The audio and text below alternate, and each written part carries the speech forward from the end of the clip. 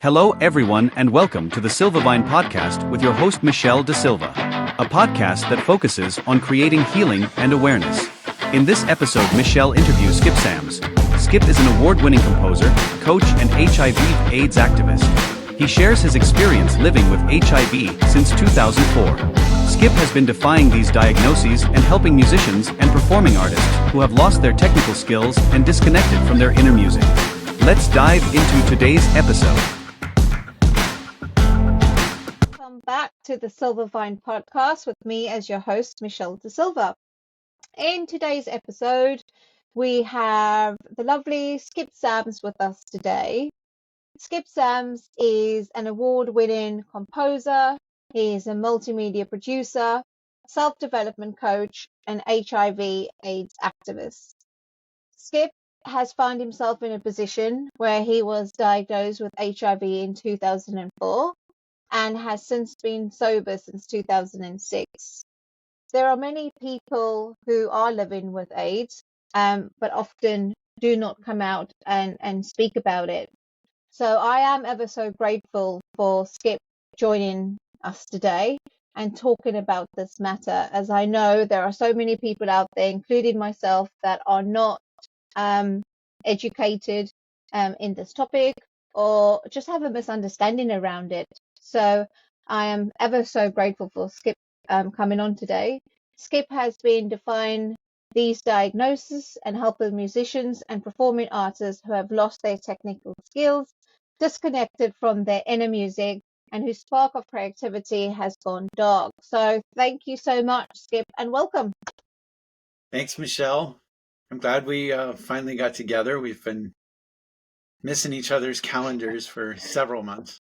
We have the time zones, the calendar links, but we've made it. We've made it. Yep, here we are, all in the right time. Yeah, so thank you so much for joining me. And Absolutely. so this is so interesting because you've been diagnosed since 2004, and forgive my ignorance around this, and so many people would ordinarily think that if somebody was diagnosed with HIV, that it's a short lifespan, they won't be around long enough. And here you are today, 20 years later. Actually, you know what? I realized not too long ago that it was 2003. So it's been 21 years. Wow. And most people in the beginning didn't even have near 21 months. But you had said something, and since this is in the name of like education and awareness, right? You had said something in the introduction and about having AIDS. So there is a big difference between there is a definite difference between having HIV and having AIDS. So HIV is the virus, and HIV it is a human immune deficiency virus.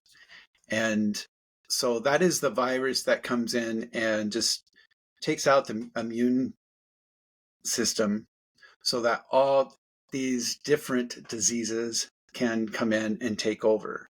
And so what we consider diseases like it's the cancer, the carcopsies, it's the skin cancer, you see the lesions and so forth. That is a symptom, but it's actually a different disease. So when someone starts to develop these different diseases, that means their immune system has gone down so far that it has developed into AIDS. And so sorry to interrupt. So let me comprehend that. Okay, because that's brilliant. Just emphasizing that. So the HIV is the virus that attacks the immune system, and then what comes on after that in terms of further diseases is the AIDS. Is that what you're saying? The, yes and no. And I don't want to get too much into that medical aspect because Okay, I'm not a physician. I sure, know I know what enough to like educate, but sure. I don't want to get into too much of the technical because I will say it wrong and I don't want to mislead anyone. But there's HIV, the virus. That virus does attack the immune system. That immune system, when it's low, allows us other diseases to come in. And because of the type of virus, there are certain diseases and cancers or whatever that are invited in, that are Okay, common.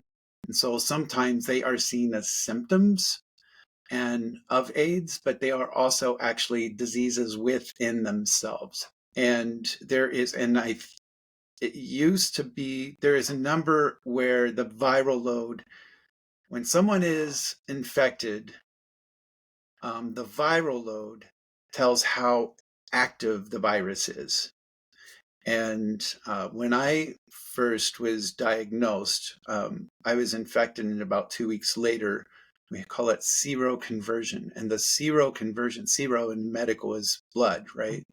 Seroconversion is the moment when a person goes from being negative to positive, meaning that's the moment that the uh, the virus becomes active. The virus can be in your body and dormant for up to 6 months. So someone may be tested today and they test positive or negative, but they could be infected. So that's why it is very important for people to be tested regularly. But when so my viral load went to like the millions when I first, and I had some people, they seroconvert and it's just like they have a sniffle, right? Some people will seroconvert and they'll have bed sweats for a night, but they'll feel fine. There's a scale. Mine was off the charts, which was horrible. But looking back, it was a blessing because I would not have known, and I would not have known that I had it. Um, so it's important for people to get tested regularly because it can take up to 6 months. and that's quite interesting that you said in your case, you had symptoms, and that led you to thinking about having a test, whereas other people wouldn't ordinarily pick that up immediately. Yeah, but my symptoms were not symptoms of AIDS. All right, my symptoms were just a normal. I had um, stomach problems. I had a fever. It just felt like a really bad flu and stomach flu, Mm, right? So I didn't have the symptoms of AIDS that I was talking about. The other things, I was just having symptoms that just looked like a really bad illness. And it was like a week, and my partner was like, "Okay, you're either getting in a taxi and I'm taking you to the hospital, or we're calling an ambulance." I was like, "No, well, I'll get in the taxi." And I was so sick that they thought I had meningitis, and they called my parents. And my parents live about 300 miles away, and my parents jumped in. They were telling him I may not make it through the day because they thought I had spinal meningitis, and it had been going around Chicago at that point and was very severe um, here. And it was through that point I was like, I was telling the doctor, I don't have meningitis. I'm seroconverting. And she was like, "Why do you keep saying that?" And I told her about an incident a couple weeks before where um, I don't want to go too much into the story, but I was sexually assaulted, and I'm not 100% sure that's how it happened, but I'm pretty sure. But it doesn't really, that part really doesn't matter. That's why I don't want to get into it, mm, because where I got it, it doesn't matter. yeah. But so I told her about that, and I said that's what I think happened. And so at that time in 2006, they were not allowed legally to do an HIV test in the emergency room. Wow. And yeah, just politics. It was 100% politics. So they did the spinal taps. I was fine. And they were like, okay, maybe that's what happened. And they sent me home, and I went back to my regular doctor to get tested. And it was interesting because I got the test on Monday. Now you can find out in 15 minutes. It used to be early, like 80s and 90s, it was like you had to wait 6 weeks. At this time, you had to wait 5 days in 2006. So it's gotten better and better. And at the same time, so there's the viral load, right? That tells how active the virus is. But then there is the T cell count. The T cell count is the amount of the T cells are what block virus, right? T cells are what go in and kill the virus and kill any virus. They adapt to what the viruses are, and it's the body's defense system. And most people's T cells, healthy, are between 600 and 1200, right? And when you get below 200 is or 300. I don't know what it is now. They change these numbers every once in a while. But when you get below 300, it's considered you have AIDS, right? It might be 200 now, but at that time it was. My T cells. So I went in on Monday, got the test, came back Thursday, and got my HIV test results, and it was negative. But on Friday, my T cell count came back, and it was like 350. So the HIV test came back negative, but all the other blood work showed, and the viral load showed that I had it. So that's Is that quite common or not? yes, It is. yeah. Okay. And that's why it's really important to be tested regularly, right? Mm. Because the the test just shows for antibodies, right?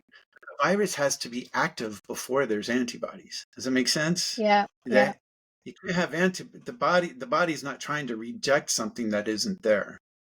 And it could be there, but it's dormant. So it's sleeping. So the body really doesn't know it's there. It's not trying.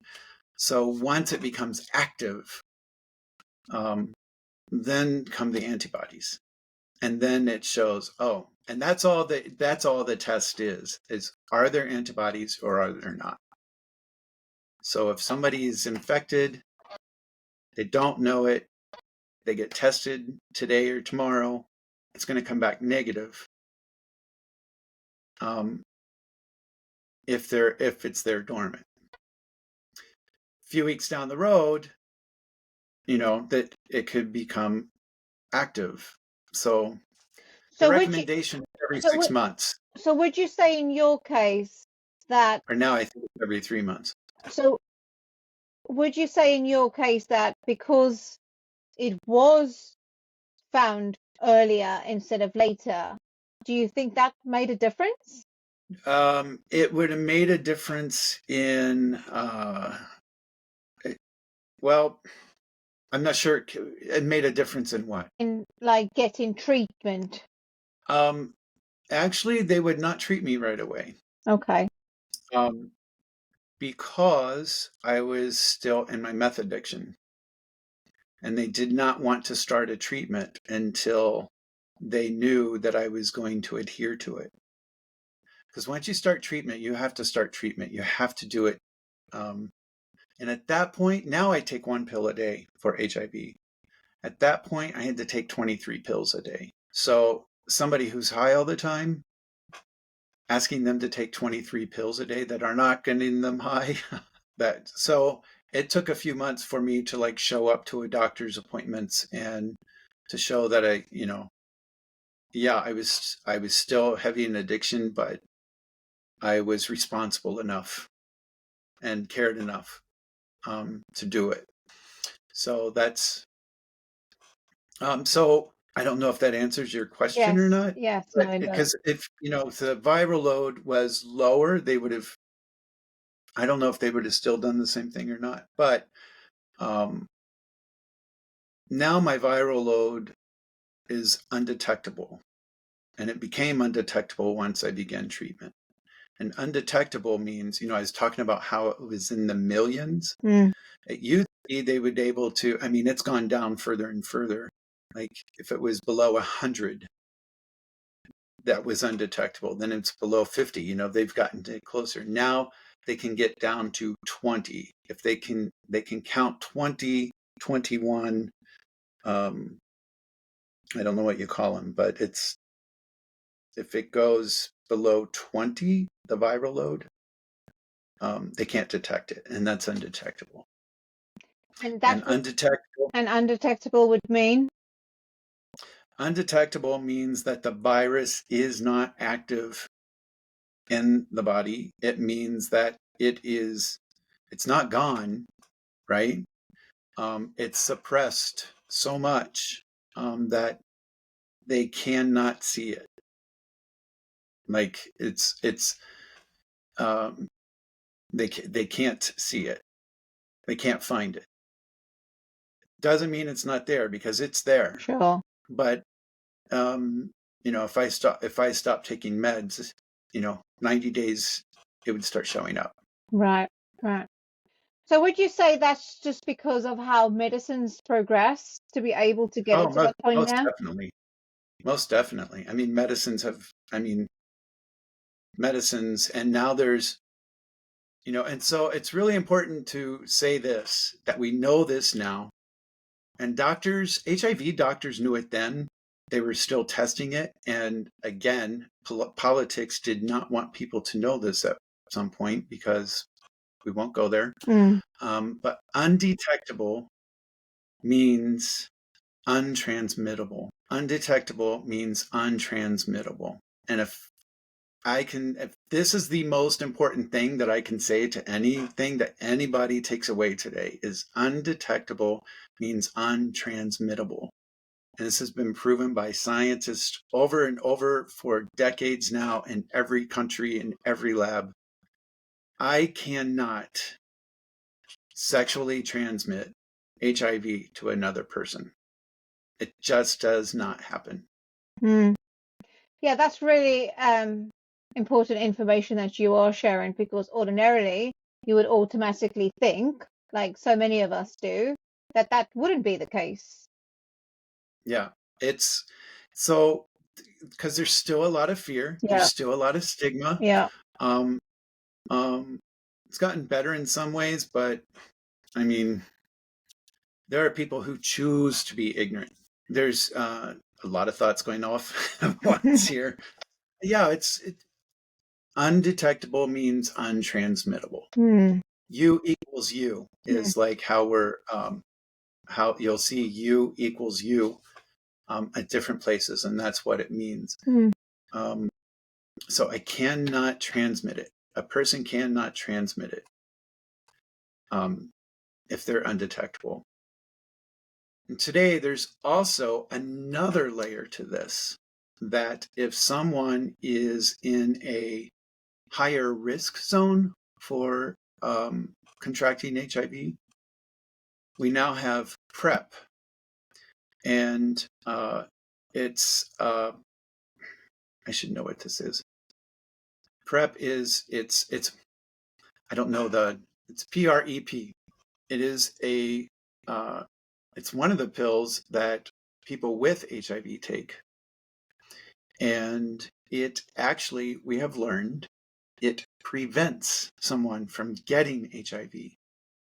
So if they are taking this medication and they have sex with someone who is detectable, and again, may not even know it, right? And that's why this was really important. They will not get it. So there is, and most insurance companies, at least in the United States, will pay for that now. So people who are at higher risk, which high risk is so much more than gay men now, so there's the people who are contracting it most in the United States right now are people of color who are in their early 20s. And it's because there's no education. And for political reasons, some of that funding has been cut. But there's still this stigma in, some religious, like the Catholic Latino. We see it a lot there, that because they're afraid to talk about it. It's still stigma to talk about even sex. And so that's like one area. In the inner cities, there's just nothing available. Where to find PrEP is even like where. There's not enough clinics. There's not enough education or resources. And so it's kind of like we got educated, and now like my generation and even the one just below, is like educated, but now there's this whole new generation that knows nothing about it. Well, if there was something that was readily available that can prevent it, why do we not know about it?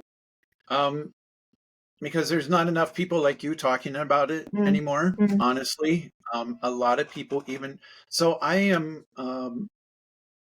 we have, in the States, we have a retreat once a year. It's a small retreat. Anybody who is in recovery who is HIV positive is welcome. And this year it's in Chicago, and I am the chairperson of the organization of it. It's called the Sober Pause. The retreat is Positively Fabulous. The website soberpause.com. But we were putting it on this year and asking some people to, participate. And we heard more than once, why do we even need this anymore? And I was like, oh my God, you middle-aged white gay man, so entitled.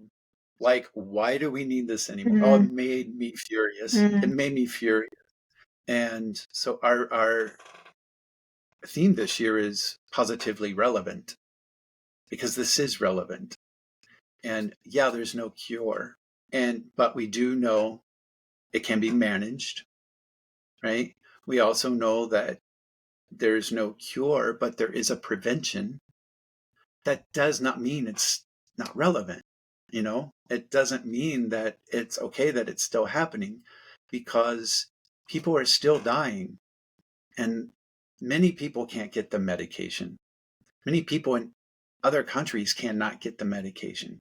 Many people in some developing countries, they think they're getting medication, and they're getting either stuff that is being, messed with, or not the real stuff, right? And so that's one aspect of it. Why not find a cure, right? The one thing about continuing finding a cure is, what are the things we discover on the way to finding that cure, right? It's like any kind of exploration. What are the other great things that you learn when you're exploring? So it's, why not? I mean, that's how they found out that PrEP works. That's how they're finding some of the medications, is they're looking for a cure, but they're not finding a cure, but they find better treatments, and learn so much about the immune system. And also, sorry to interrupt, he said, why do we still need this anymore? Because one, people went through, like yourself, who's been around it a long time and seen what the fight was and the struggle was to get to the point we are now. But also, there's still very much a stigma around that people living with HIV are exposed to, because I can imagine, and let's talk about this a little bit, how going through this, I would imagine, from people's lack of education and understanding, then as a person going through this, your whole world almost in a way goes from this to this. And that's because of the stigma that's attached to it. So for me personally, I have had the privilege and partially a lot of because of recovery.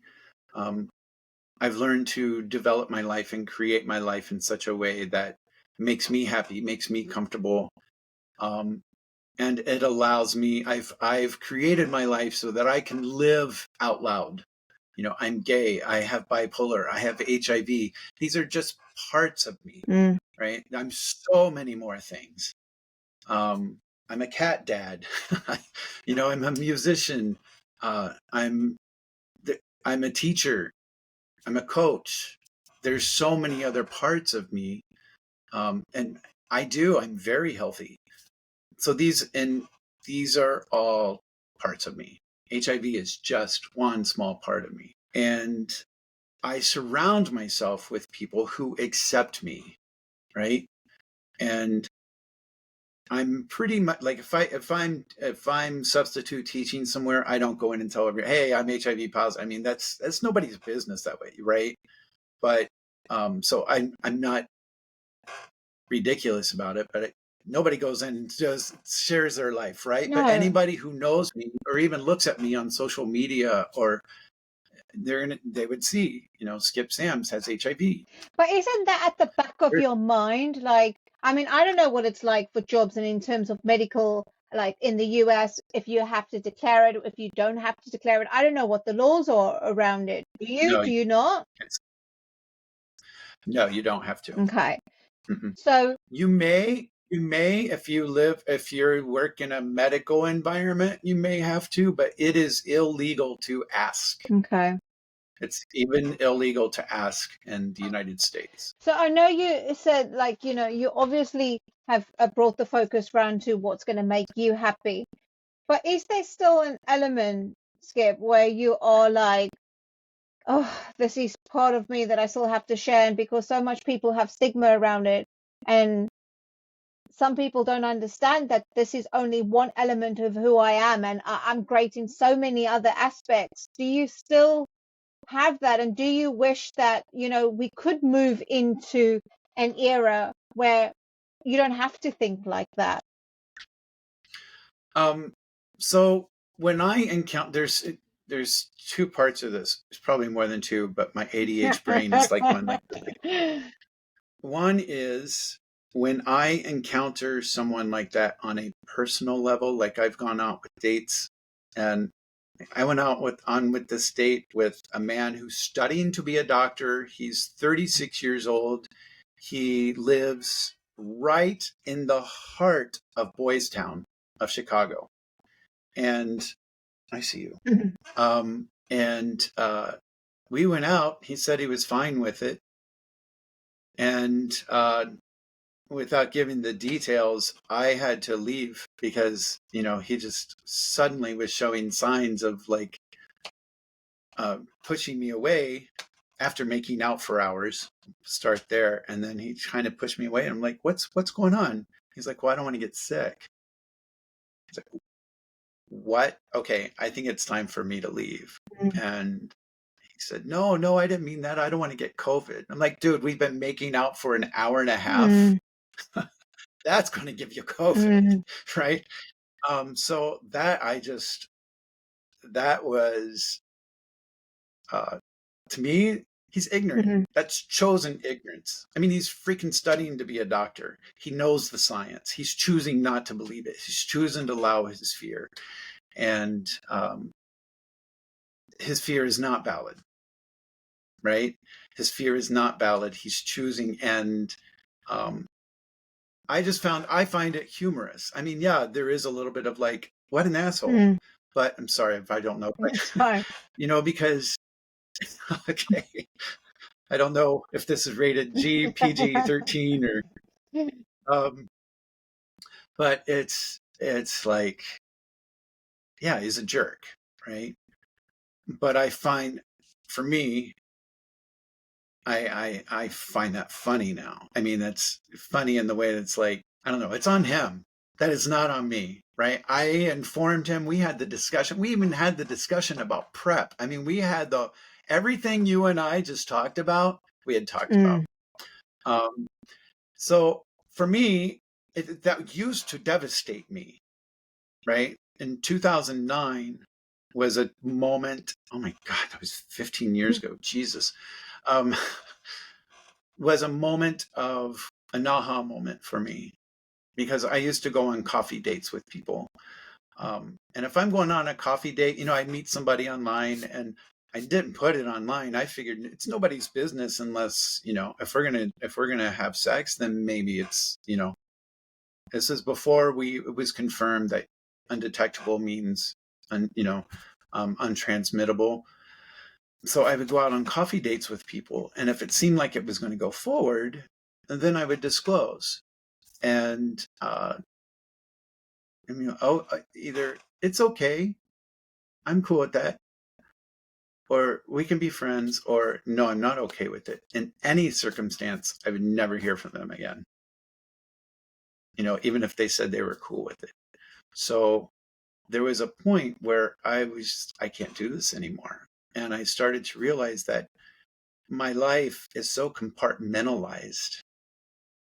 Some of these people know I'm in recovery. Some of these people know I have HIV. Some of these people know this about me, that I'm a musician.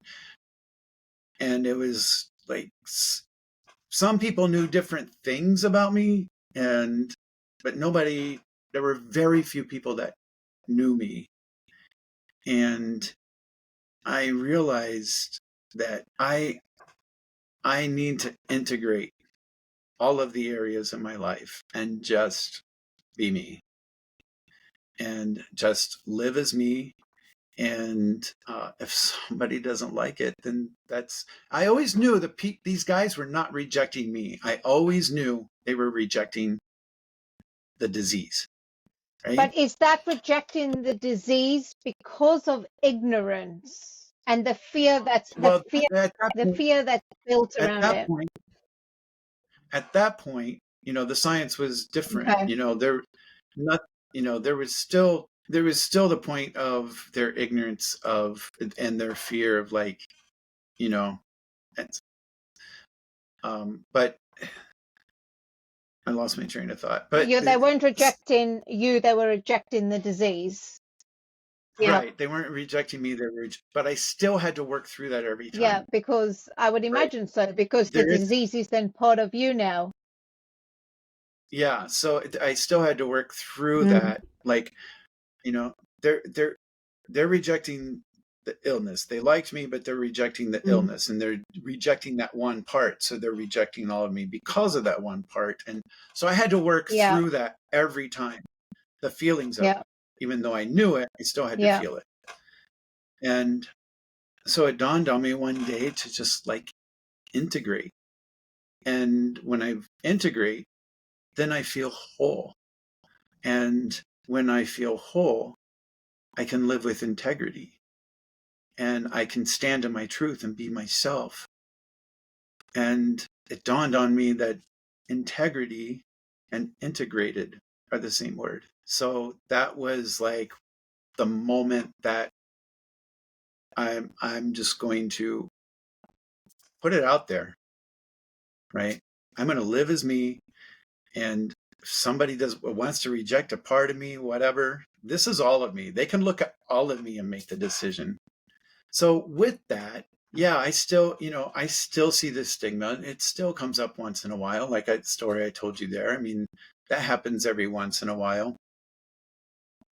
But with that, I feel the responsibility, and a chosen responsibility, but that because I live and have created myself, my life in a certain way, that I have granted myself privileges to be myself. And I have the responsibility along with that to speak up for other people who are not able to speak up for themselves, or speak for people who, let's educate and to advocate, do things like this, do things like with the retreat, do the things that I can to let people know that you got to get tested. There's not a moral deficiency if you have it. It doesn't matter how you got it.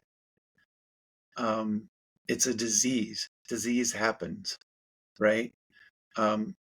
We don't put people down. And the other thing is people are like, oh, you deserve it because of your lifestyle. I'm sorry. Do we tell people who have lung cancer they deserve it because they smoke?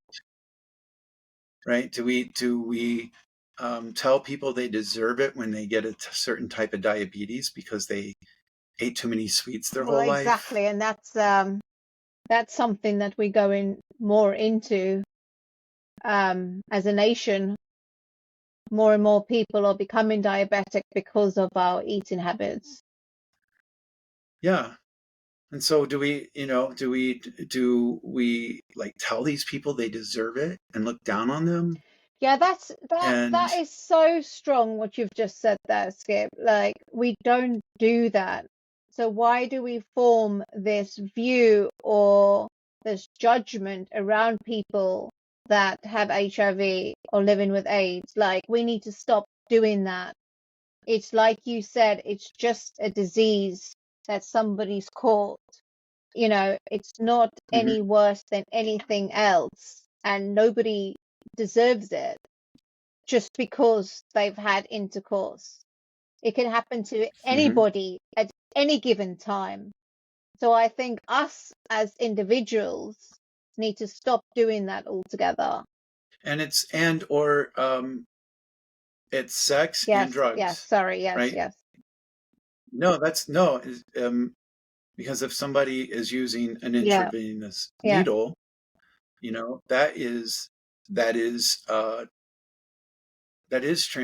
yes. I'm not sure 100% if that's transmittable or not. So I just know with the sex, it's untransmittable. It's a good question. It's a good thing for me to like find out. But either still, and hopefully people are understanding more. And I think it's starting to happen a little bit in the United States because of the fentanyl problem. That addiction is a mental disorder more than it is a moral deficiency, right? It is a form of mental illness. The drugs are a symptom. The drugs are a symptom. So, but it's still, where people are discovering, and we're figuring some of this stuff out, and psychologists and psychiatrists are figuring some of this stuff out. But that's why it's shamed. That's why there's the stigma. Because if you have it, then you're a bad person, right? And there's like this, and we're, there's just judgment around people's choices around. I don't know, if somebody wants to have a lot of sex, what is it my business? Yeah. It's none of my Yeah. business. Absolutely none. And for people who think that they have the right to judge people for that and say you deserve to get this disease because you've had multiple sex partners, you know what? You need to look at Do you your know own what? mental I state. think people are very, very good at always pointing a finger at what somebody else is doing. But every single one of us at one point in our lives has made a decision that we wouldn't ordinarily be proud of. I don't care who you are. I don't care how good you appear to be. All of us has made one decision, has been not the greatest and not the proudest moments. But when we don't find ourselves that through that one decision has led us into something else happening, then it automatically points us in a position to point a finger because we have not landed in that position. But we can so quite easily do. We do it with, like, okay, if we're on the drug thing with people on the street, a lot of the time, not everyone, not all the time, but a lot of people go, oh, look at them, they're on the street, they need to sort themselves out. But I always believe that each of us are one choice away from being on the street too. Oh, absolutely. Absolutely. Absolutely. It doesn't matter how rich you are or how many friends you have or how great your job is. You know, a cash flow problem is a cash flow problem, and that can happen to anybody for any reason. Look at any recession, right? I mean, nobody knows what gets us there. You had mentioned the one decision, and that brought me back to, and I will share a little bit about this and what very well could have been how I contracted this. I was using meth, and I was hanging out with a person that I knew was untrustworthy. And they had proven to me before, and it was like, I cannot trust this person. But I hung out with them, usually with other people because they had good drugs, right? When you're on meth, I slept one night a week. I slept on Sundays. So when you go to sleep, you are asleep, right? For at least 24 hours. Nothing can wake you up. Your body is just exhausted. There was a night I was sleeping, and I was awakened by the front doorman of my building banging on the door, and I opened it up, and there was this person, and I was just so tired, and I just like, come on in, and I went back to sleep. And while I was asleep, some stuff happened. Now, what was my choice? And it was it's in my recovery that I've learned that, and this again, I want to say this may not or may be how I got it, but this is me making a decision. I mean, I'll go on. In my step work, the 12 steps, we do a lot of work on ourselves. We look at our resentments. We look at what our part is in a resentment. And, there are things where we do not have a part. Things do happen in life. But even still, trying to go deeper and looking at those parts, not to blame ourselves, not to feel guilt about them, not to put shame on ourselves, but so that we can learn about ourselves and see patterns so that we can make better decisions, right? In my step work, I realized, I have a resentment towards this person, right? They raped me. Of course, there's and what was my part in it? It's like, what was my part in it? I was high, right? Because I was high, I was making poor decisions. And because of that poor decision, I let him into my house. When I realized that was the moment that I was able to forgive myself. It's like, okay. You were high. You were making poor decisions. So what's the answer to that? Don't get high. That's do not get high. In that process, then I started a journey to be able to forgive him. Does it take away from any of the criminality that he did? Absolutely not. I do not respect the guy. I do not have any compassion on that level, but there is a level of forgiveness that, that's a whole talk in of itself. But so I was an addict, still an addict, but I was an active addiction. Does that mean I deserve to get HIV? Because I got high, does that mean I deserve to get HIV? Because I had an addiction problem, right? Because of those decisions that I was making because I was high. Does that mean I deserve to get HIV? So somebody who says that, well, you were high, you deserve to get HIV, then, you eat sweets, so you deserve diabetes. You smoke, so you deserve to lose your throat and your lungs. That's ridiculous. It's a ridiculous thought. Definitely ridiculous if people are putting it into those contexts. Could there be a possibility that the HIV and you totally don't have to agree with me. You could say to me, Michelle, that is bonkers. That is not something that I would even think about. But could the HIV actually be a blessing in disguise? Because you said that it was after a while, then you were like, okay, I need to get medicine because I'm sick. So that moved you away from the addiction. The addiction. No, that did not. It had, you would think it Mm, would, right? You think it would, but it had no. I mean, when I could not wait to like get better after seroconverting so that I right. could use, because I wasn't able to use for a month, and I just kept waiting. Like, when am I going to be well enough to like use again? But did that actually happen though? Did you get to the point where you felt well enough that you could start using again? Yes, yeah, and I did, and I continued to use for about 2 years. It wasn't HIV that got me to stop. It wasn't HIV that got me to stop. It was the fear of killing myself that got me to stop. Yeah. And the loneliness, which is a whole other topic. If you ever want to talk about addiction, I am here. I'd love to share But I that think story, because yeah, it's I think what's really important, because you've gone through this yourself, and anybody who's listening that is only just coming into finding out that this is going to be part of their journey, and it's going to become one aspect of who they are. yeah. I mean, what advice and what would you say to somebody listening to this? Get tested. There's nothing immoral about getting tested.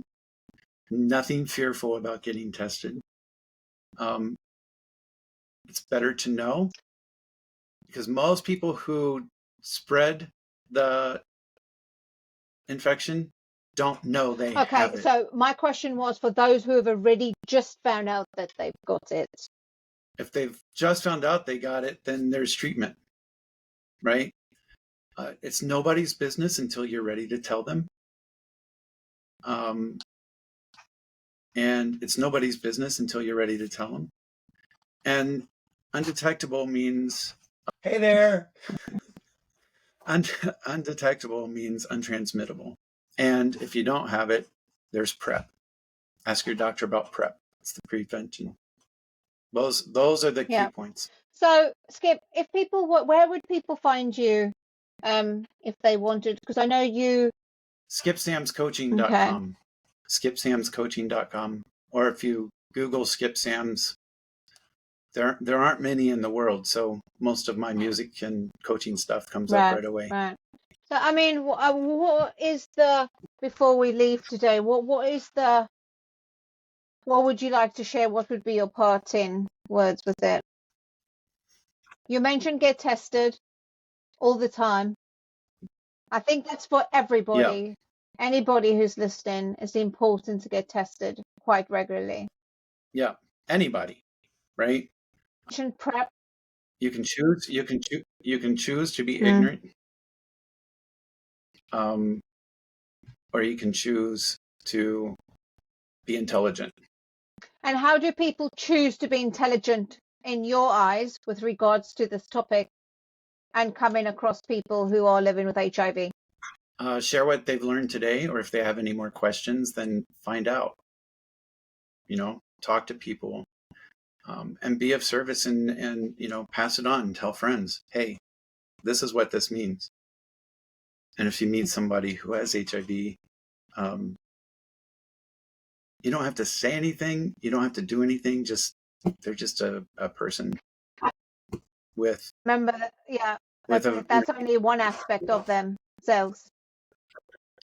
Thank you. Michelle, that's a very good reminder. Yeah. Thank you for letting me on here today. I really appreciate it. Thank you so much for sharing, and thank you for being so open and sharing an aspect of your world that a lot of people don't ordinarily talk about. So I fully appreciate that, and I love listening to you. And thank you so much for sharing your story. And I might take you up on your offer. We can speak about addiction in another episode. Absolutely. And hopefully it won't take us 3 months to get our schedules together next time. Thank you so much, Skip. Thank you. All right, Michelle. Thank you.